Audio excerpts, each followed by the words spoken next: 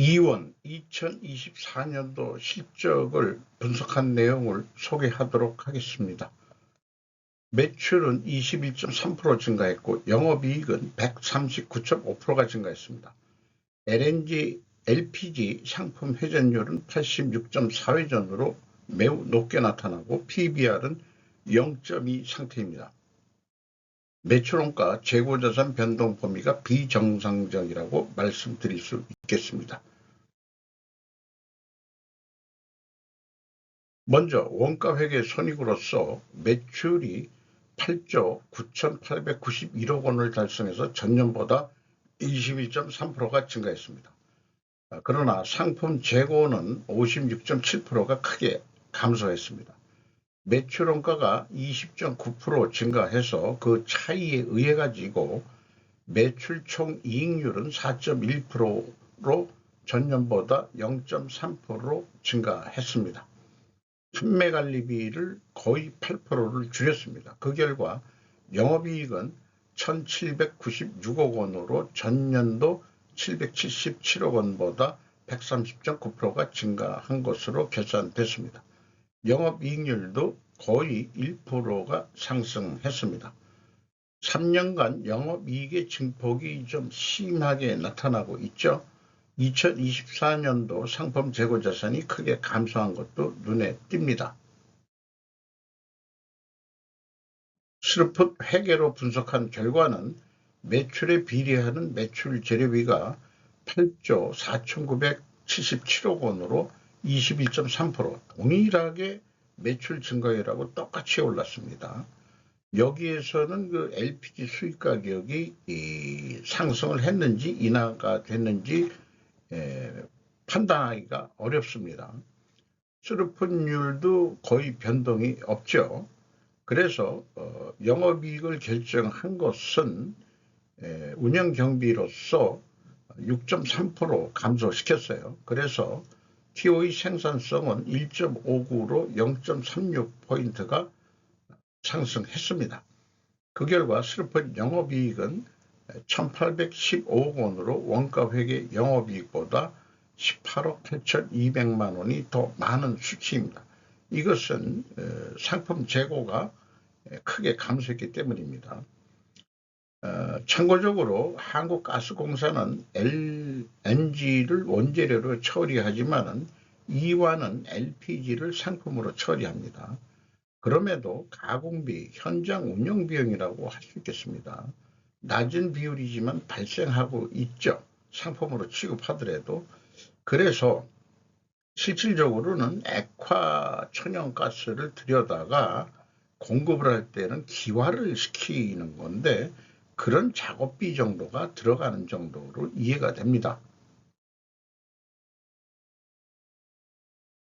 재고자산 명세를 보면은 상품이 997억 원으로 전년도 말 2,300억보다 크게 감소를 했어요. 그래서 무려 1,305억 원이나 감소가 됐습니다. 이것이 이제 영업이익의 차이가 나는 근본적인 원인이 되겠습니다. 그리고 미착품이 상당히 많은 양을 차지하고 있습니다. 이게 거의 12만 6천, 12만이 아니고 1260억 원이 크게 증가했습니다. 아직 손적 중으로 들어오고 있는 중인 거죠.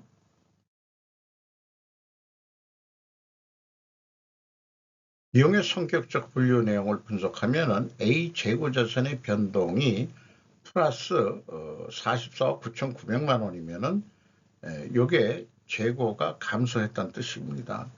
그리고 B는 상품 매입액이라고 되어 있어요. 그래서 매입액이면은 재고자산의 변동에 상품이 들어간다. 이렇게 이제 제가 설명을 했었죠. 그 제조업에서도 상품이 있을 경우. 근데 여기는 상품이 100% 주종이기 때문에 이렇게 표시가 되는데 여기서 그동안에 설명 안 하고 넘어간 산식 전에도 한번 소개는 했는데 상품 매출 원가는 기초 상품 재고액에서 상품 매입액을 더해가지고 기말 상품을 뺀 게 상품 매출원가가 되겠어요. 그래서 만약에 B에 상품 매출원가라고 표현한다면은 굳이 재고자산의 변동액을 표현하지 않는데 표준 양식이 이렇게 분리해가지고 표기하기로 되어 있는 거니까 요거를 이해하기 위해서는 상품 매출원가는 위의 산식을 상품 매입액을 표현해 주면은 기초 상품에서 기말 상품을 빼게 되는 겁니다. 그러니까 기초 상품 재고가 많았었는데 기말 상품이 줄어들었다면은 이게 플러스로 나타나겠죠.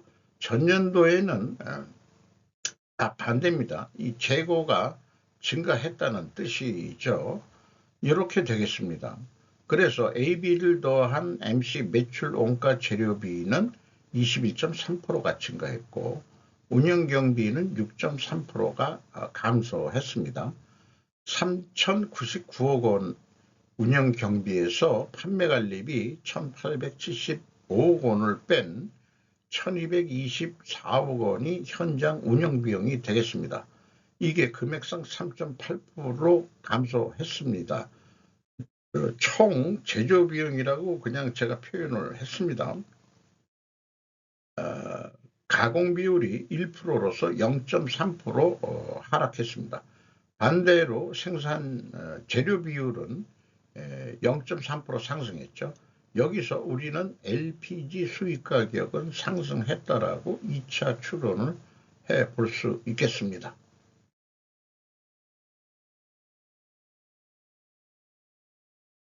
1단계 그 상품의 증감과 비용의 성격적 분류, 재고 증감의 변동 금액을 비교하면은 이 1번 요 WCA로 치면 상품입니다. 1,305억 원이 줄었어요. 그런데 비성분 재고 자산의 변동은 45억 원이었죠. 그러면 그 갭이 1,260억 원이나 차이가 나는데 이게 뭐냐 추적을 해보면은 미착품의 증감액이 해당되겠습니다. 그러면은 맞습니다.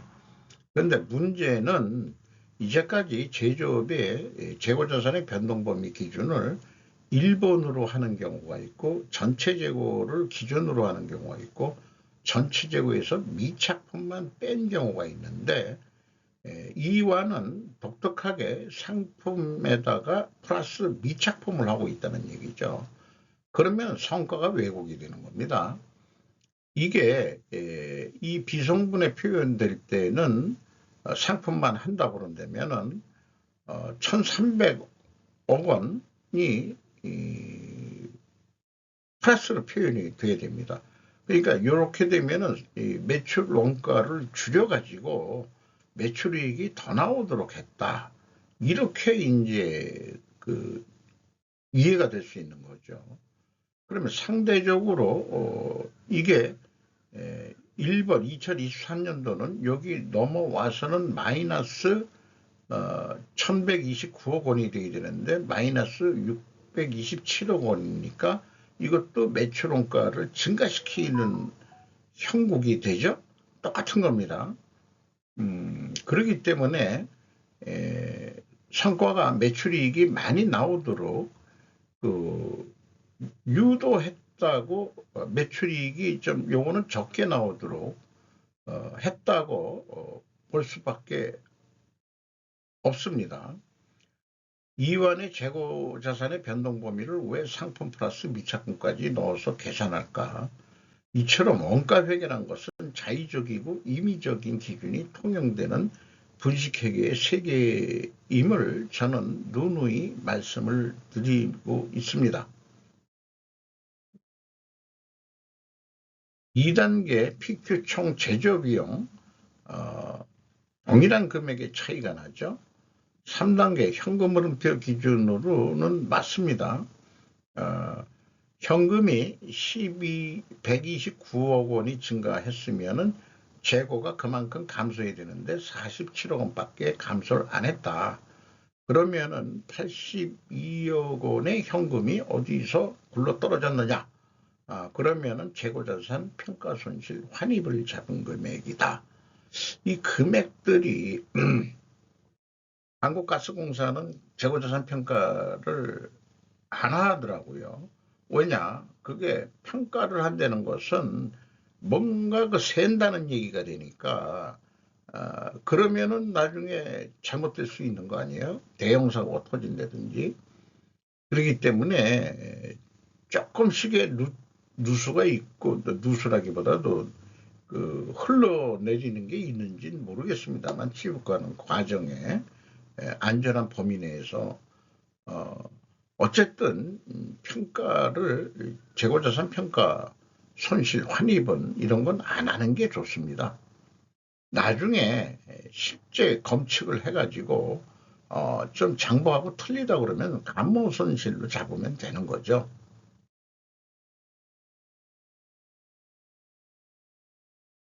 운영 경비 중에서 인건비가 509억 원이 나갔습니다. 12%가 감소했어요.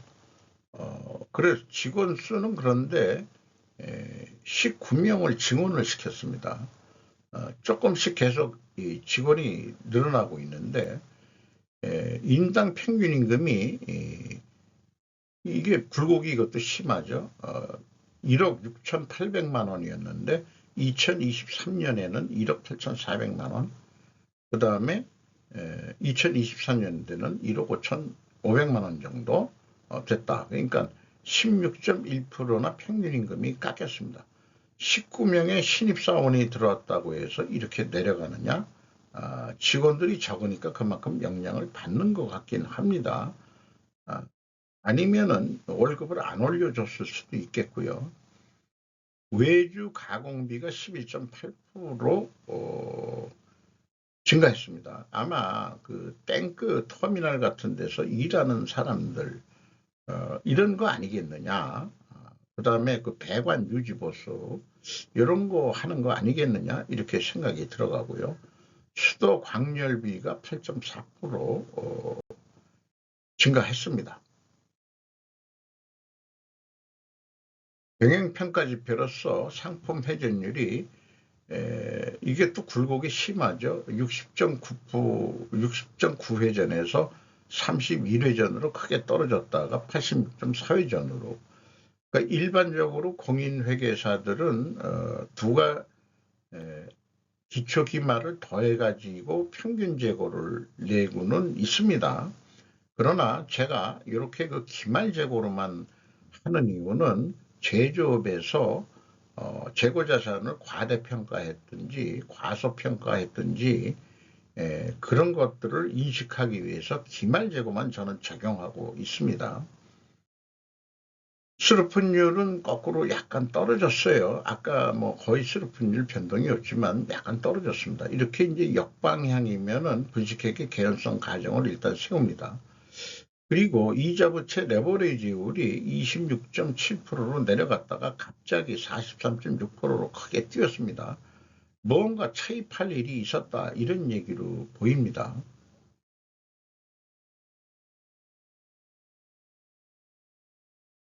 그래서 이 세 번째에 해당하는데 회전율은 상승했고 수르픈율은 약간이지만 하락했기 때문에 분식회계 개연성 가정을 세우는데 그러면은 원재료 가격이 상품 수입 가격이 LPG 수입 가격이 하락하고 판매 가격은 인하가 돼야 됩니다. 두 가지가 다 내려가야 되는데 이거 말고 다른 증거를 댄다 그러면 수량에 의한 회전율로 산출해 봐야 됩니다. 그래서 하락했느냐? 반대로 LPG 수입 가격은 상승을 했습니다. 안 맞아떨어지죠. 그리고 작년도에는 거꾸로 21.7%나 크게 수입 가격이 내려갔었습니다. 그런데 제품 판매 가격은 아쉽게도 공개를 안 하네요. 그래서 이 최종 검증이 쉽지가 않습니다. 지금까지 내역을 조견표로 만들어 보면은 일단은 그 비성분에서는 수익 가격이 상승했다라고 봐졌는데 분식회계 개연성 가정을 세웠죠. 그러면은 LPG 수익 가격이 하락해야 되고 판매 가격은 상승해야 되는데 거꾸로 상승을 했죠. 판매 가격은 알 수가 없습니다. 그렇게 돼서 판매 가격을 왜 공개를 안 할까 의문시 됩니다. 어쨌든 연간 실적을 통해서 올해 얼마나 팔릴 거냐. 운영 경비가 6.3% 내려갔었는데 올해도 좀 줄인다고 봤어요. 그리고 영업이익이 무려 139.5%나 크게 증가했었는데 약하게 25%만 더 증가한다고 봤을 때 한 9조 5천억 정도 판매될 것으로 예상이 됩니다. 매출 재료비 그 판매를 더 한 6% 정도 하면은 유사하게 9조 5천억. 그런데 여기에서 약간의 그 변수를 더 하면은 수르픈율을 0.5% 마진율을 조금 더 받자. 이렇게 했을 때 이렇게 나오게 됩니다. 그래서 회사한테 약속한 금액이 9조 5,500을 목표로 해서 사업을 해보겠습니다. 했을 때 예상이익은 1979억 원인데 재고 회전율이 86회전인가 꽤 높았죠. 그걸 기준으로 해서는 좀 곤란하겠다. 그래서 제가 이 3년 평균 실적을 해봤더니 59회전이 나옵니다.